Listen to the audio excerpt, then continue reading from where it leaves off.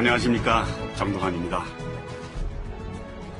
보통 상식적으로 생각해 볼 때 경제 성장의 전제 조건 가운데 하나가 정치적 안정이라는 사실에 이의가 없을 겁니다. 그래야 외국인들의 투자도 늘어나고 각종 산업시설도 안정적으로 돌아가죠. 그런데 다들 알다시피 제5공화국 하반기에는 그렇지 않았습니다. 흔히 산저 현상을 기반으로 단군 이래 가장 호황기를 구가했다는 그 시절, 대한민국 정치사는 격변의 한가운데 있었습니다.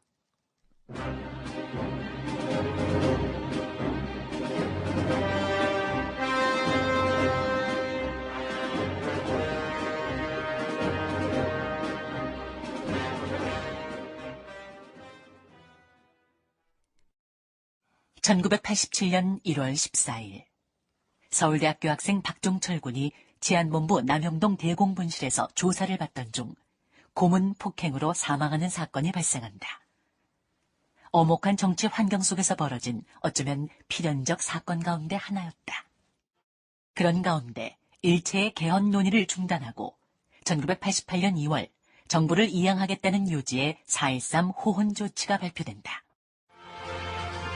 이제 본인은 임기 중 개헌이 불가능하다고 판단하고 현행 헌법에 따라 내년 2월 25일 본인의 임기 만료와 더불어 부임자에게 정부를 이양할 것을 천명하는 바입니다.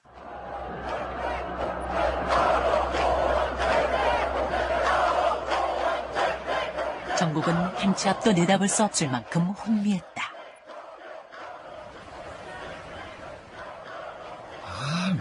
광화문에서 오늘 시위가 예정돼 있었나? 그러게 말입니다. 몰랐습니다. 기습 시위 같은데. 그런 거는 미리미리 좀 알고 대처를 했어야지. 자칫 잘못하다가는 이거 청와대 보고에 넣겠구만. 죄송합니다.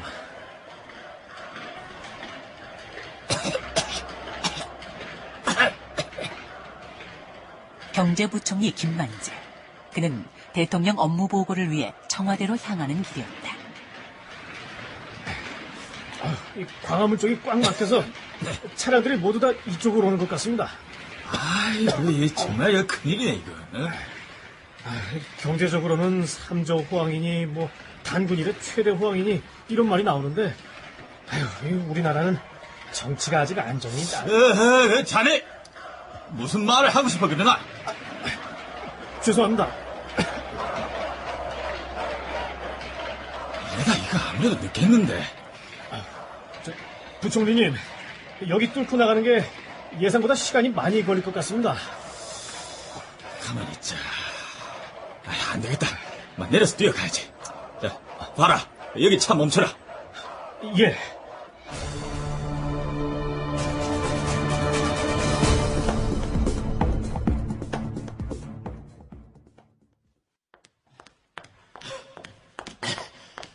사공수사. 김 부총리님 오셨습니까? 대모 때문에 길이 막히가. 나중에는 안 돼가 막 뛰어왔지 않습니까? 예, 그러고 보니 온몸이 흠뻑 젖으십니다. 4월에 무슨 날씨가 이래 더운지. 각하는 좀 어때요? 좋으실 게 뭐가 있겠습니까?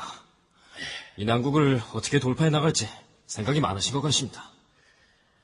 현행 헌법으로 대통령 선거를 치르고 개헌은 올림픽 이후로 미루신다는 긴데 정확히 각하 생각이 뭐요? 예? 계엄령 소리도 들리던데. 거기까지 가겠습니까 어디? 지금 각하 기다리고 계십니다. 알았어요.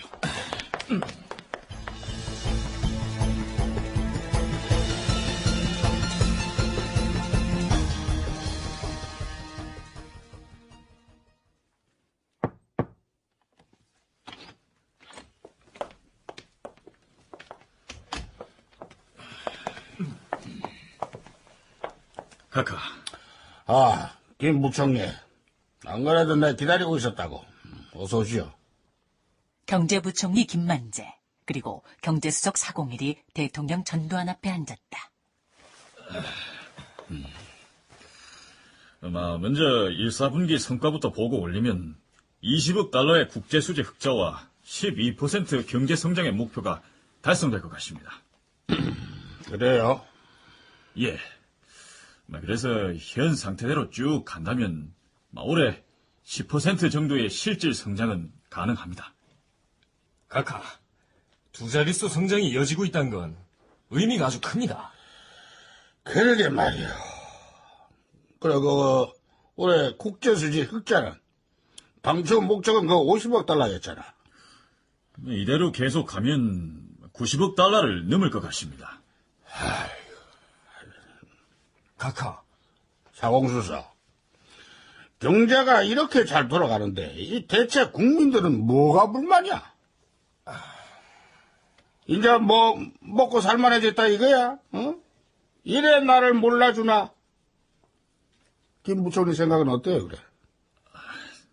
국민들이 현 정부의 경제적 성과를 제대로 모르고 있는 것 같아가 저는 그 점이 안타깝습니다. 그러게 말이야. 참, 김 부총리 준비해왔던 보고 시작해보세요. 예, 카카. 보고서를 참고해 주시면은 국제수지 흑자 관리를 효율적으로 추진하기 위해서 경제 운용 방식을 대폭 전환해야 합니다. 내수 확대와 외화 대출에 의한 수입을 촉진시키고 이날 경제부총리 김만재가 준비해왔던 내용은 국제수지 흑자 관리의 기본 전략이다. 간추려보면 다음과 같은 내용이다. 대미 흑자와 대일 적자가 작년보다 확대되지 않도록 흑자 관리의 방향을 세우고 투자 촉진을 위한 시설재 수입을 확대하며 대기업에 대한 수출 산업, 설비, 금융 및 무역금융을 단계적으로 축소하고 수입 자유화 폭을 확대하는 것 등을 통해 대미 통상 관계를 원활하게 하고 도로, 상하수도, 주택, 의료 부문 등에 대한 재정 투자를 확대하는 등의 처방을 통해 재정 기능을 강화한다.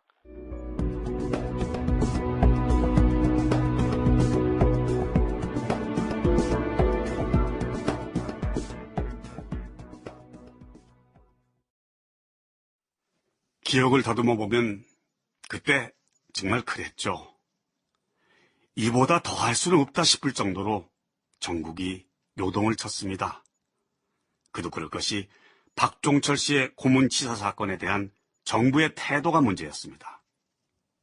무엇보다도 구체적인 진실을 어물쩍 덮고 넘어가려고 했던 것이 국민들로부터 큰 저항을 불러일으켰던 거죠.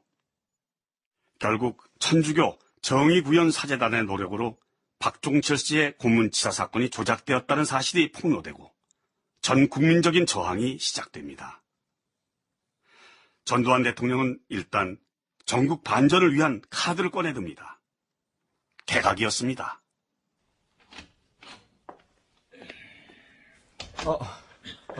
부총리님. 부총리는 무슨, 이제 야인으로 돌아가야 하는데. 1987년 5월 26일 개각이 단행됐다. 이 개각을 통해 노신영 국무총리, 장세동 안기부장, 김만재 경제부총리 등이 물러난다.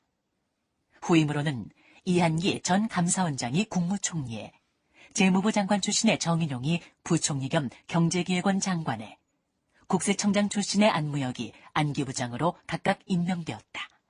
그리고 경제수석 401은 재무부 장관으로 발탁된다. 부총리님, 그래도 경제는 잘 굴러가고 있는데 안타깝습니다. 정치가 이런 상황인데 경제가 잘 굴러간 게 기적 아니요? 노력을 많이 하셨지 않습니까? 이래 알아주는 사람도 있으니 고맙기는 한데 어쨌든 내도 정부의 일원이니 사태에 책임을 져야지. 기자들이 많이 아쉬워하고 있습니다. 그래요. 나는 인기가 없는 줄 알았는데. 다만 한 가지. 예. 내가 이 말을 여러 기자들 있는 데서 이러니 저러니 떠들면은 가깝게 누가 될 것 같고.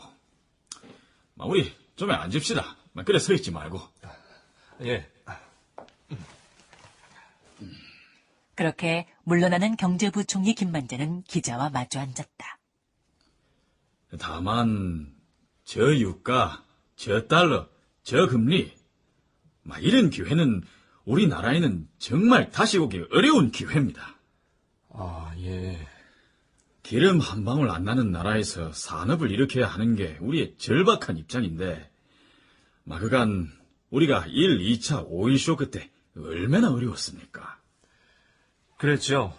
제 2차 오일 쇼크 이후에는 경제 성장률이 마이너스 아니었습니까? 그렇지.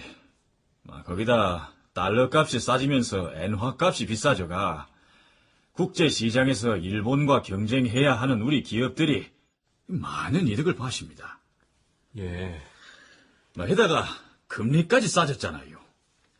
외채가 많았던, 그래서 외채 망국론까지 있었던 입장이었는데 그에 대한 부담은 또 얼마나 덜었습니까? 그렇죠. 이런 좋은 시기를, 이런 호시기를 잘 활용해야 하는데, 정말 잘 활용해야 하는데, 개인적으로 이런 소회는 있습니다. 물러나는 마당에서 할 말은 아니지만서도.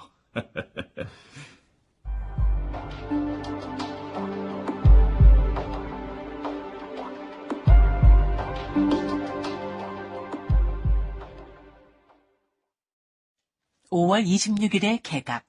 그러나 이 역시 어지러운 국면 돌파에는 역부족이었다. 그런 가운데 집권 연장에 관한 대통령 전두환의 의지는 강경해 보였다. 1987년 6월 10일 민정당은 전당대회를 열어 노태우 대표를 민정당 대선 후보로 지명했다. 같은 날 민주헌법쟁취운동본부는 박종철군 고문은폐 규탄 및 호언철폐 국민대회를 개최했고 시위는 전국에서 일어났다.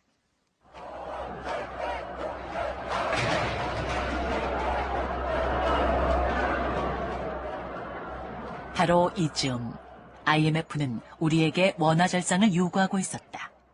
원화절상을 하면 원화값이 비싸지게 되는데 그렇게 되면 국제시장에서 국산품의 가격 경쟁력이 떨어지는 결과를 가져온다. 그런 요구를 받을 만큼 우리의 국제 수지는 여전히 좋았던 것이다.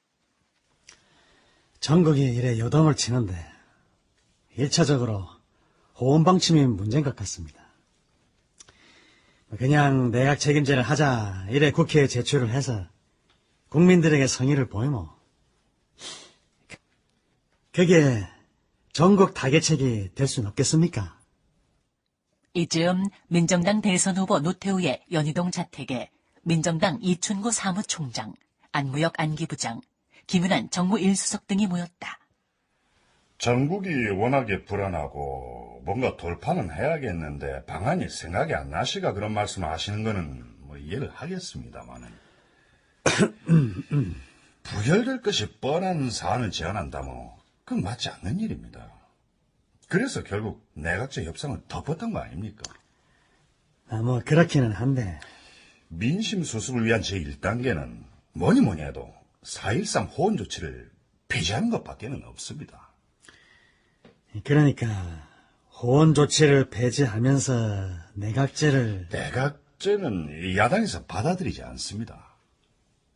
그렇다고 우리가 대통령 직선제를 그거를 해서 정권 창출이 될 수 있겠느냐 말이지. 그렇다고 이 상태 그대로 갈 수는 없습니다. 그래도 결국은 대통령 직선제를 받아들여야 한다는 얘긴데. 아이고.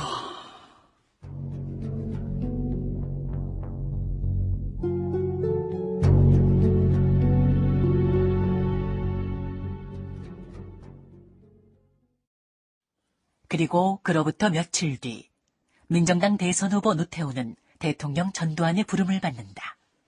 1987년 6월 23일의 일이다. 노 대표. 예. 저기 말이지. 대통령 직선제를 받아들입시다. 예? 대통령 직선제를 받아들이자고. 카카. 이 난국 수습을 위해서는 이제 그것 말고는 방법이 없어.